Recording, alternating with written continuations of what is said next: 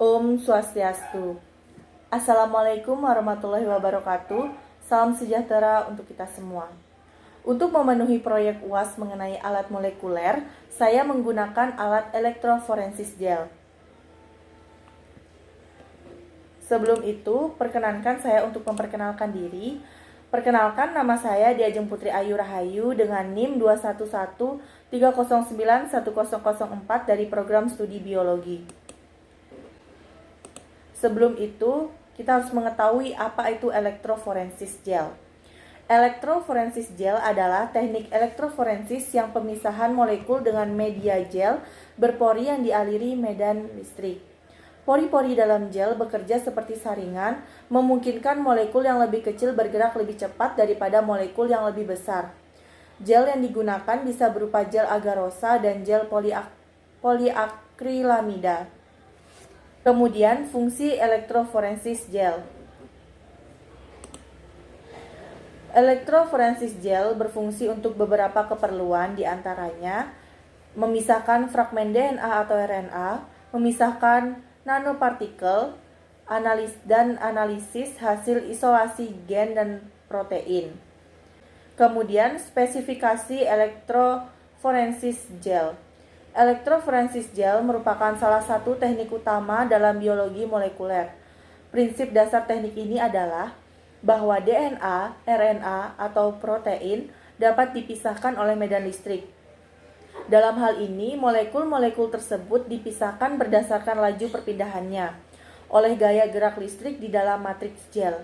Lalu, perpindahan tersebut bergantung pada ukuran molekul bersangkutan. Elektroforensis gel biasanya dilakukan untuk tujuan analisis, namun dapat pula digunakan sebagai teknik preparatif untuk memurnikan molekul sebelum digunakan dalam metode-metode lain seperti spektrometer massa, PCR, cloning, sequencing DNA, atau immunoblotting yang merupakan metode-metode karakterisasi lebih lanjut. Gel DNA digunakan biasanya merupakan polimer bertautan silang atau cross-linked kit yang prioritasnya dapat diatur sesuai dengan kebutuhan.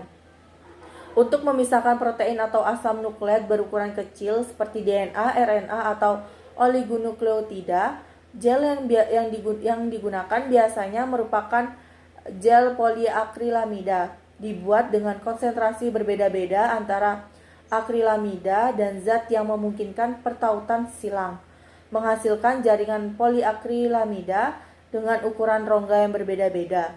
Untuk memisahkan asam nukleat yang lebih besar dari beberapa ratus basa, gel yang digunakan adalah agarosa dari ekstrak rumput laut yang sudah dimurnikan.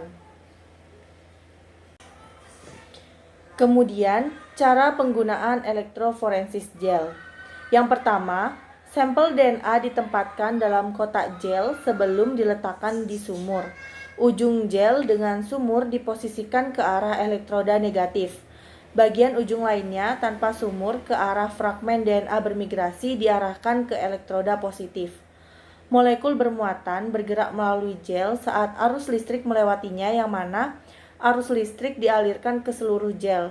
Molekul bermigrasi menuju muatan berlawanan.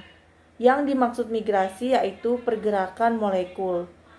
Molekul yang lebih kecil bermigrasi lebih cepat serta bergerak lebih jauh dibandingkan fragmen lebih besar. Karena itu, molekul dipisahkan berdasarkan ukuran. Fragmen DNA bermigrasi melalui gel saat daya dihidupkan dan gel mengalir, kemudian fragmen dipisahkan berdasarkan ukurannya. Fragmen yang berukuran besar berada di bagian atas gel atau elektroda negatif, tempat dimulainya. Sedangkan fragmen terkecil berada di dekat bagian bawah atau elektroda positif. Setelah fragmen dipisahkan, gel dapat diperiksa dan dilihat ukuran pita yang ditemukan. Pita yaitu garis DNA yang terdefinisi dengan baik pada gel. Tiap pita berisi sejumlah besar fragmen DNA yang berukuran sama serta berjalan ke arah posisi yang sama. Perbandingan pita dalam sampel dengan tangga DNA dapat diperkirakan ukurannya. Penggunaan fluoresen dan pewarna memungkinkan DNA pada gel dapat dilihat secara mudah setelah dipisahkan. Hal ini akan muncul sebagai pita pada gel. Kemudian kelebihan dan kekurangan elektroforensis gel. Kelebihannya yaitu metode pemisahan elektroforensis cukup dengan peralatan sederhana. Digunakan untuk memisahkan suatu sampel molekul besar seperti protein, asam nukleat, asam amino, dan karbohidrat, dan dalam proses pengerjaan yang mudah dan sederhana.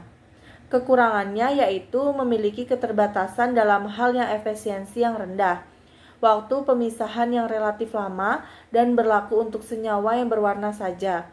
Faktor penyebabnya biasanya karena kuat arus searah yang relatif rendah. Kecepatan pemisahan tergantung pada penambahan tegangan listrik yang searah.